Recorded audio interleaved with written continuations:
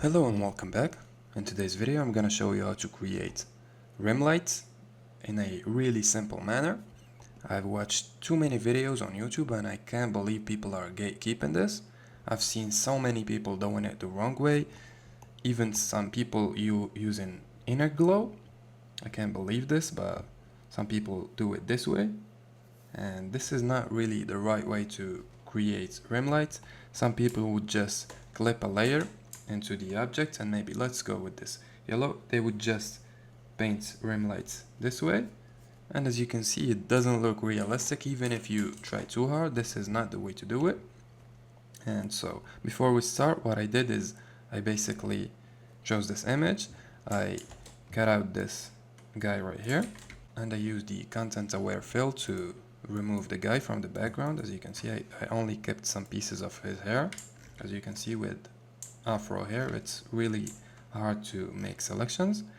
And what I did is I made the background darker. Let's actually increase a little bit of blues in here, in both the shadows and the highlights.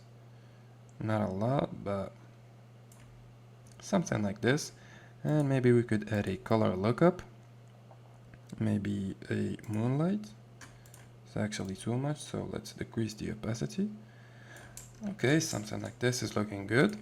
And what I did is I added a light source to create our rim light. I'm gonna add all of these to the background, and I'm gonna name these a light source, just like this. As for our character, let's delete this layer, and what we're gonna do is, if you want to create a rim light, the rest of the object is not gonna be as well lit as the rim lights, of course. So what we're gonna do is we're gonna add a curves adjustment layer. Let's clip it like this, and let's try to make our character a little bit darker since this is a dark room, and a little bit more maybe. And we're gonna make the mid-tones a little bit darker as well, since this is night, of course. And since this object is this person is dark right now, we could add a little bit of blue as well to the shadows. Nothing too crazy, of course. We don't want it to look unrealistic like this, so a little bit like this. Look at the before and after. And now what we want to do is we want to zoom in a little bit. Let's actually choose the eraser or the brush. Of course, let's choose a soft round brush for now, and let's use 25% opacity. This is just a preference, you don't have to do this. Let's increase the diameter or the size of the brush, and let's try to make some areas brighter by painting on the layer mask. Now, since light is coming from here, this end should be a little bit brighter, this side as well, maybe the front of the shirt and the pants. These hands, it would be better to make a selection of the hand and do this the professional way, but just for the sake of the tutorial, I'm not gonna waste too much time with those small details. And a little bit of the face as well. Okay, so let's look at the before and after. You could already see that the image is looking much better. I'm gonna actually create a copy of the image and leave it on top. You can see the difference. Alright, so let's zoom in.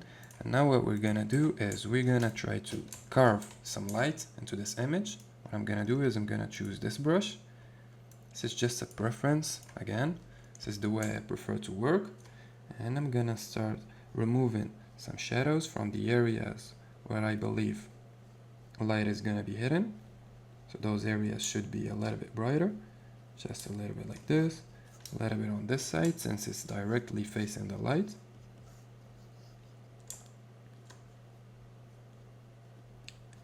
I don't personally prefer using the curves adjustment layer for this specific thing. I use a purple color to do it manually and using a brush, but just for the sake of the tutorial and not making this harder than it seems, I'm gonna continue painting using a soft brush and a levels adjustment layer, or a curves adjustment layer, I'm sorry. You could always zoom in and zoom out to see what you're doing. For some areas that need detail, you need to zoom in, of course. And remember that this is a 3D shape, not just a 2D shape. You can't just add a rim light in here. It's gonna look unrealistic. But as you can see, we have some folds and some creases on the t-shirt or on the shirt that needs to be created as well. So take your time and try to do this professionally. Always focus on the end result. It doesn't matter how much time you spend on this. And of course, this is something that you're gonna become better at with time. You just need to understand the anatomy of the human body. Since light is coming from the right, some areas in here should be a little bit brighter.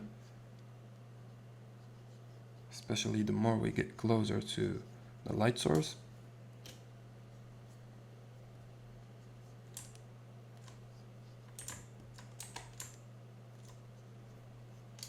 I've seen a lot of designers, especially sports designers, struggle with this bit,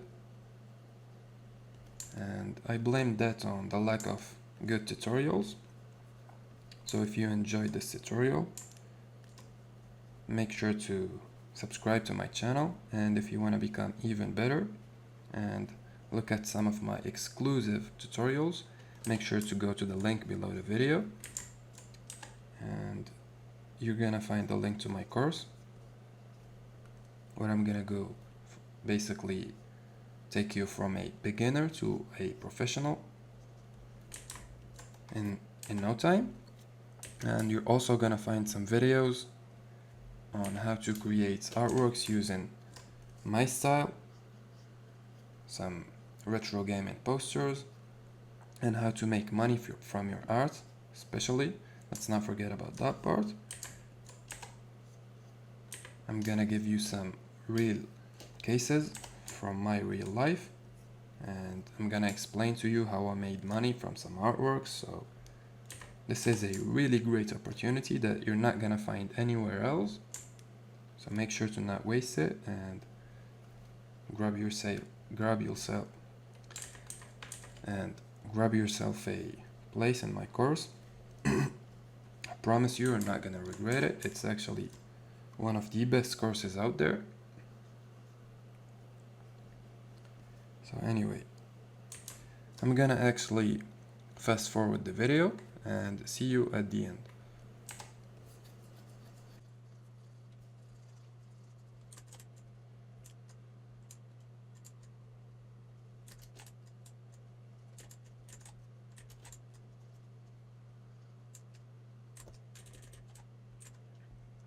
Alright, so let's look at the before and after. Once again, this is how it looked once we added the shadow, and this is how it looks right now. This is without the shadow completely, and how it looks right now. We could stop in here, but since some of you are sports designers and you really like that contrasty look you see on social media pages, I'm gonna show you how to do it, and it's really simple. All you need is maybe an exposure, adjustment layer, some levels or curves. Let's just go with curves for this tutorial. And what we're gonna do is we're gonna create some highlights, just like this. And let's add a little bit of blue to the highlights.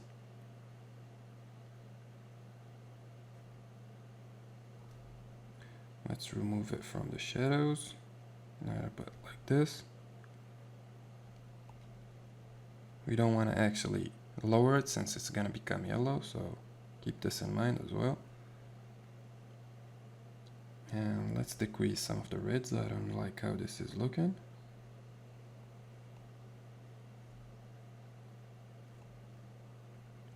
Okay, let's go with something like this, or let's just increase the highlights a little bit. Okay, so let's invert the layer by pressing Ctrl and I, and let's zoom in. And once again, we're gonna start painting in some details using a simple brush.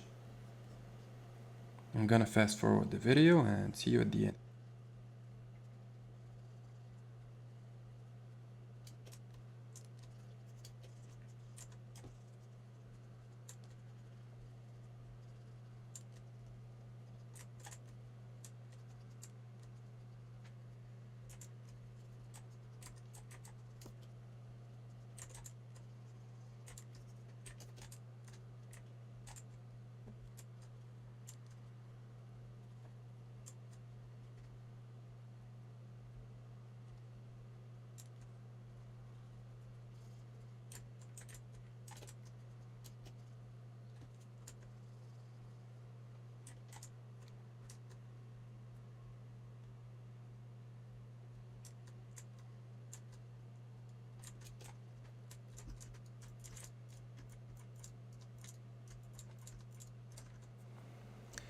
Okay, so this is the result.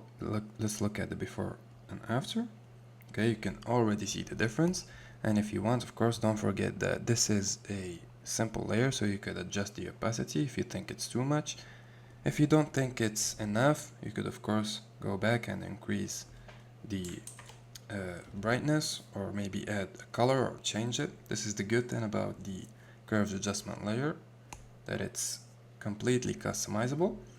And now if you don't think that we totally match the background color, we could simply add a color balance. Let's clip it and let's choose the highlight, and let's increase the cyans, a little bit of blues. Okay, maybe a little bit on the midtones as well. Okay, looking beautiful. As for the shadows, we could add some dark blues, some magenta. Let's not overdo it. Okay, so let's look at the before and the after. And as you can see, this is really simple to do. We could, of course, maybe press Ctrl and click on the layer mask to make a selection. And let me show you how the exposure works. So since we used the selection from this layer mask and created an exposure, the layer mask is gonna apply to this one as well. So let's just increase the exposure, and as you can see, we're making the highlights even brighter. And it's really simple. You could leave it this way or turn it off. So this is how to simply create a rim light to your image, the realistic way and the professional way. You could use it for your sport designs or whatever. So if you enjoyed the video, make sure to press like, subscribe, and press the bell icon for more videos. And don't forget to check out my course in the description.